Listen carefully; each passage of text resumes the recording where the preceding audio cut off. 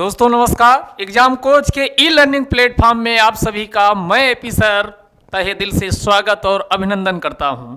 आज हम most important topic Bharat की प्रमुख झीलों को समझने वाले हैं और ये इसलिए इम्पॉर्टेंट है क्योंकि कोई भी एग्जाम बाकी नहीं है, चाहे वो पीसीएस हो, चाहे वो आरओ का हो, चाहे वो एसएससी का हो, चाहे वो यूपी ट्रिपल सी का हो या कोई अन्य एग्जाम हो। हर एक एग्जाम में आप देखोगे कि एक दो क्वेश्चन जरूर भारत की झीलों से पूछा जाता है।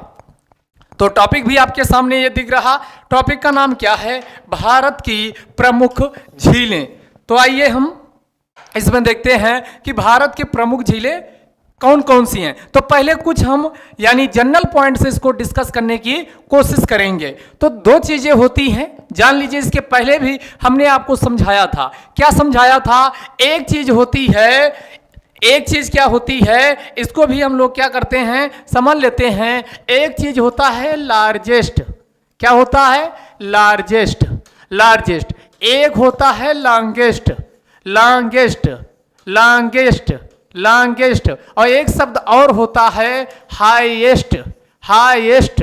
तो दो चीज, यहां तीन शब्द हमने आपके सामने लिख दिया है। इन तीनों शब्दों को अगर हम समझने की कोशिश करें तो हमने कहा लार्जेस्ट क्या है? लार्जेस्ट का मतलब हुआ जब किसी चीज का वॉल्यूम बहुत ज्यादा हो जाता है। क्या ज्यादा हो जाता है? तो हमने कहा क्या ज्यादा हो जाता? वॉल्यूम या आयतन। क्या ज्यादा हो जाता है? वॉल्यूम या आयतन ज्यादा हो जाता। जैसे मान लो ये अभी इतना एक छोटी सी, यानी ये आपका ये इसका आप देखोगे तो इसका वॉल्यूम कम है। वॉल्यूम में तीन चीजें होती हैं, आपको पता है, यानी लेंथ होती, लंबाई होती, ब्रेड्थ चौड़ाई होती, हाइट ऊंचाई होती है। तो अगर वॉल्यूम किसी चीज का कम है तो कहा उसको लार्जेस्ट नहीं कहा जाएगा। जैसे ये हमने आपके सामने बनाया, अब इसी को ये बना दिया, यानी इतना स्थान ये घेर रही है, तो इसका मतलब क्या हुआ कि इस चीज का, इसे आप कहेंगे इसकी तुलना में ये लार्जेस्ट होगी। तो जब किसी चीज की यानी लंबाई चौड़ाई ऊंचाई तीनों चीजों में प्रसार हो, फैलाव हो, सीधी सी देहाती भाषा में आपको ध्यान रखना, वो अपने आसपास का अगल बगल का ज्यादा स्थान अगर कोई चीज घेरती है तो उसी को कहा जाता लार्जेस्ट। क्या कहा जाता? उसी को लार्जेस्ट कहा जाता। अब दूसरा शब्द है जिसे किस नाम से जाना जाता? लॉन्गेस्ट। लॉन्गेस्ट का मतलब हुआ लंबी, सबसे लंबी। इस तीनों आपके किस यानी तीन प्रकार की जो इंग्लिश में डिग्री होती है, उनमें से जो तीसरी डिग्री होती है कौन सी? पॉजिटिव डिग्री, कंपैरेटिव डिग्री, और कौन सी होती है? Superlative degree. सुपरलेटिव डिग्री के तीनों शब्द हैं लार्जेस्ट, लॉन्गेस्ट, हाईएस्ट। तो अब इसमें लॉन्गेस्ट का मतलब क्या है? लॉन्गेस्ट का मतलब लंबाई में। मान लो कोई झील इतनी लंबी है और कोई झील क्या इतनी लंबी है, इसमें केवल लंबाई देखा जाता है, ये नहीं देखा जाता कि कितना अपने अगल बगल का स्थान घेर रही। ये देखा जाता कोई झील या कोई नदी जिस स्थान से उद्गम हुआ उस स्थान से लेकर जहां वो जिस जगह वो अपना जल गिरा रही है उसके बीच में उसकी लेंथ टोटल लंबाई कितनी है। तो अगर वो बहुत इसकी लंबाई अगर वो विश्व में सबसे ज्यादा है तो कहा जाएगा या विश्व में सबसे लंबी झील है, नदी है।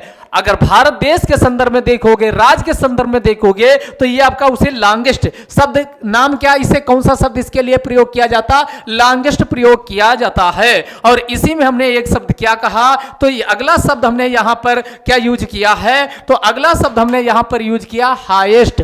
हाईएस्ट का मतलब हुआ, हाईएस्ट का मतलब हुआ उसकी ऊंचाई। उसकी ऊंचाई, कोई झील कितनी ऊंचाई पर स्थित है, तो कितनी ऊंचाई पर स्थित है, यानी ये किसकी बात करता है? ऊंचाई की बात करता है। तो कितनी ऊंचाई पर कोई झील स्थित है, कितनी ऊंचाई पर कोई झील स्थित है, इसी को किस नाम से जाना जाता? इसी को हाईएस्ट के नाम से जाना जाता है। बात समझ में आई? तो ये आपके बेसिक पॉइंट आपकी समझ में आ चुके होंगे। तो आइए हम इसी के आगे अब कंटिन्यू क्या करते हैं, कर लेते हैं।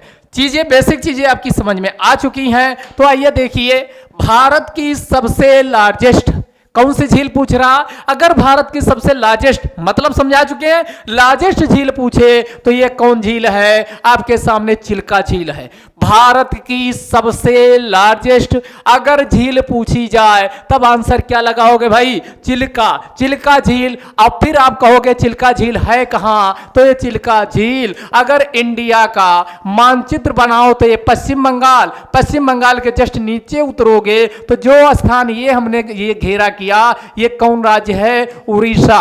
और इसी उड़ीसा राज्य में जो झील चिल्का स्थित है यह भारत की सबसे लार्जेस्ट कैसी झील है? खारे पानी की। दो प्रकार की झील होती है, एक ताजे पानी की, एक खारे पानी की। खारे पानी का मतलब हुआ जिसमें सोडियम क्लोराइड के साल्ट की मात्रा ज्यादा या नमक की मात्रा ज्यादा होती, नमकीन झील होती है, उसी को खारे पानी की झील के नाम से जाना जाता। तो भारत की सबसे लार्जेस्ट खारे पानी की झील कौन सी है? तो ये चिल्का है। कहां स्थित है राज्य पूछे तो ये उड़ीसा राज्य में स्थित है। और एक चीज और होती है, जब ये तट वाला कोई एरिया कट जाता है और तट का मान लो ये तट यहां है, अभी ये क्या समुद्र से यानी ये यहां पर ये बाउंड्री बनी हुई, लेकिन ये कट जाए और ये जो आपका गड्ढा था इसी गड्ढे में समुद्र का पानी आके भर जाए और इससे झील जैसी संरचना निर्मित हो जाए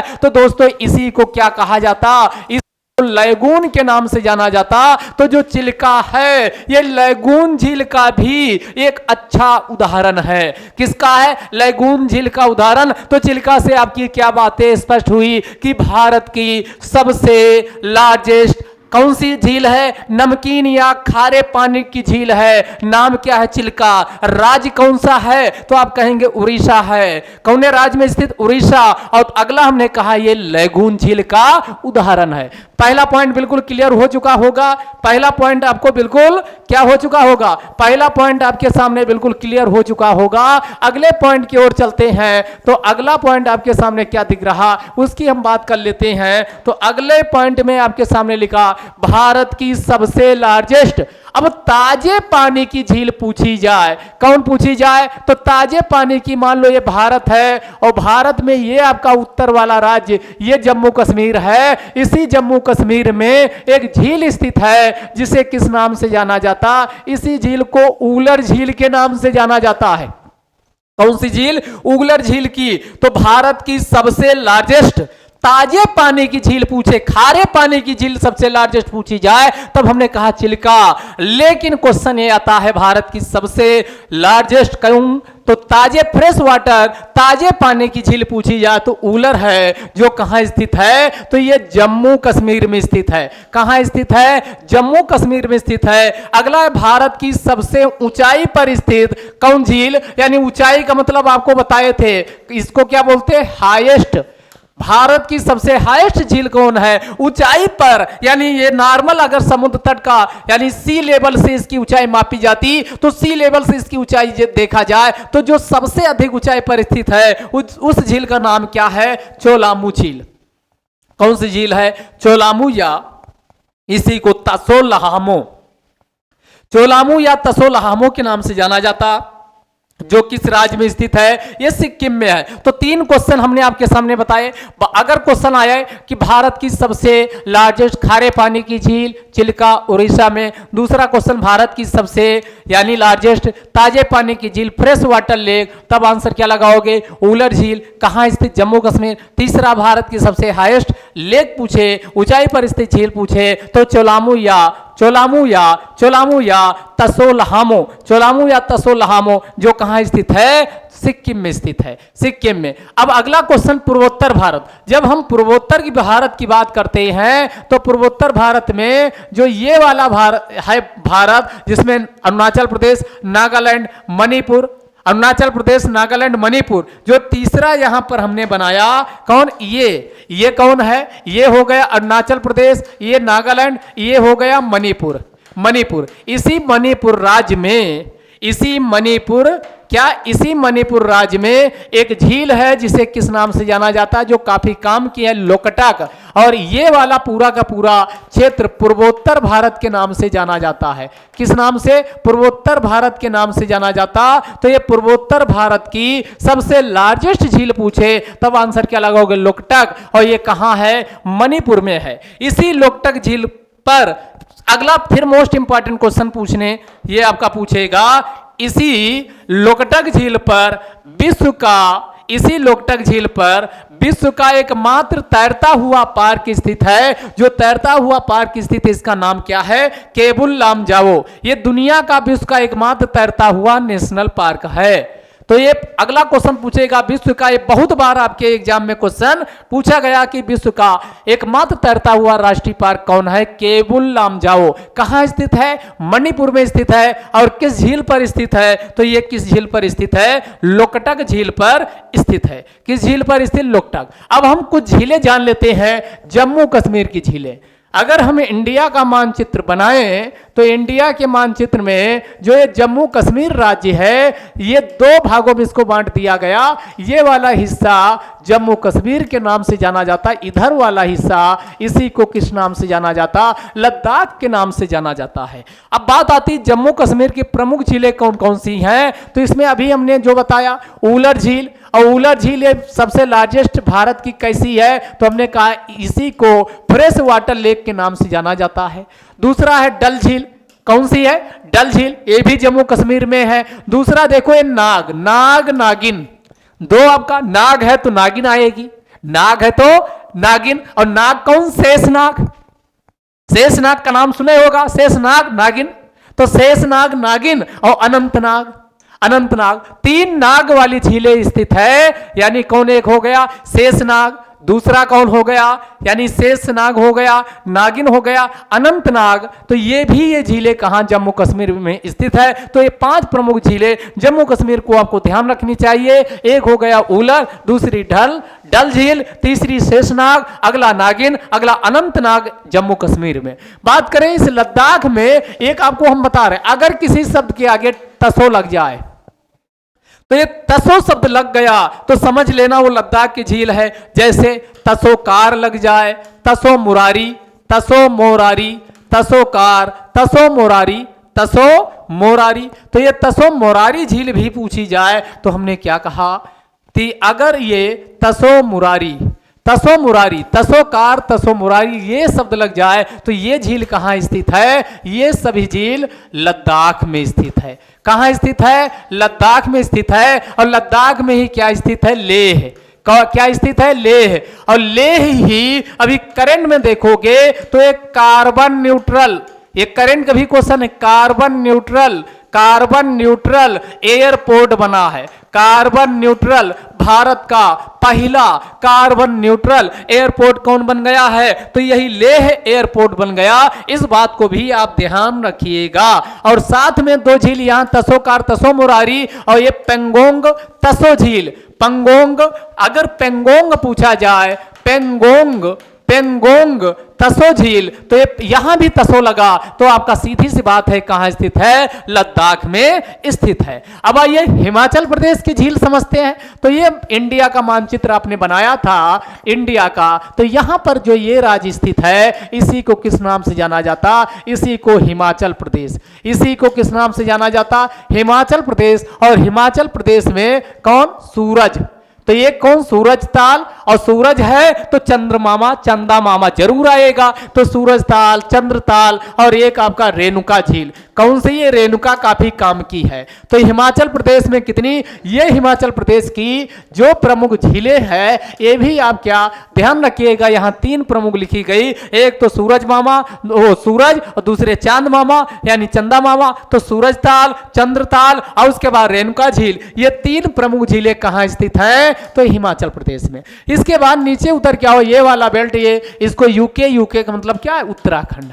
इसी को किस नाम से जाना जाता? उत्तराखंड। और उत्तराखंड में तालों में नैनी ताल, बाकी सब तलैया। तो ये आपका जो तालों में ताल, नैनीताल, यहीं पर इसी को नैनी झील कहा जाता। अगला है रूपकुंड, अगला है भीमताल। तो ये नैनीताल, रूपकुंड, भीमकुंड ये कहां स्थित है? भीमताल ये सभी जम्मू को उत्तराखंड में स्थित है। कहां? उत्तराखंड में स्थित है। तो उत्तराखंड का पूछा जाए तो नैनीताल, भीमताल और रूपकुंड ये इंपॉर्टेंट है। रूपकुंड कई बार आपके एग्जाम में पूछा गया। तो ये आपका हमने क्या कहा? नैनीताल, भीमताल, रूपकुंड हिमाचल कहां स्थित है? उत्तराखंड में स्थित है। अगला आप बात करें इसके बाद तो हमने कहा पश्चिम बंगाल, अगला ये वाला राज्य कौन है, उड़ीसा, फिर ये वाला, अब ये जो बना रहे हैं इसी को किस नाम से जाना जाता, इसी को आंध्र प्रदेश के नाम से जाना जाता। किस नाम से इसे जाना जाता, इसी को आंध्र प्रदेश, इसी को आंध्र प्रदेश के नाम से जाना जाता है।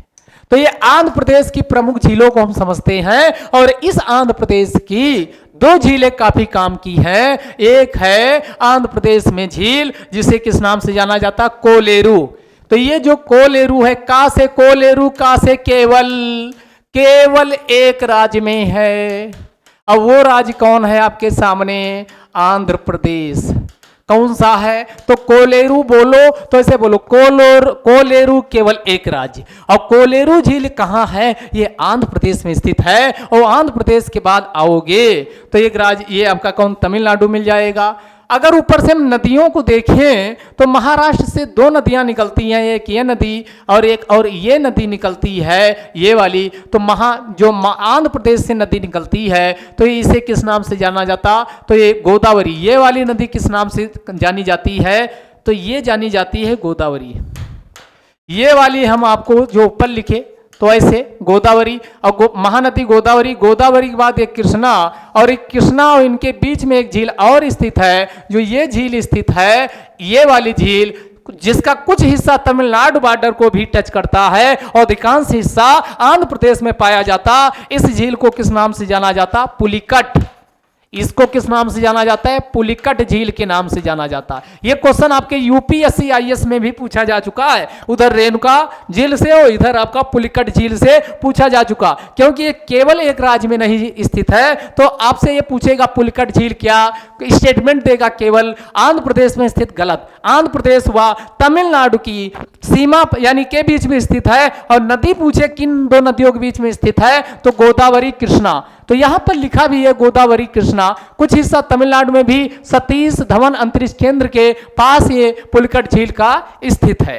यानी इसमें क्या है, तो ये कुछ हिस्सा तमिलनाडु आंध्र प्रदेश दोनों में ये कुछ हिस्सा इसका पाया जाता है। अगला ये केरल, इधर आइए तो ये आपका हिस्सा कौन आपका हो जाएगा, ये आपका केरल। तो आइए हम समझते हैं केरल वाले का, इसको भी समझ लेते हैं। जो ये वाला हिस्सा केरल में कौन कौन झील है, तो खारे पानी की लैगून झील केरल की पूछी जाए तो ये कौन है, बेम्बानाद। तो जो बेम्बानाद है ये क्या है, बेम्बानाद ये, और ये खारे पानी की झील है, केरल की है लैगून बता चुके हैं। अगला आपकी है सस्तम कोट्टा अष्टमुडी।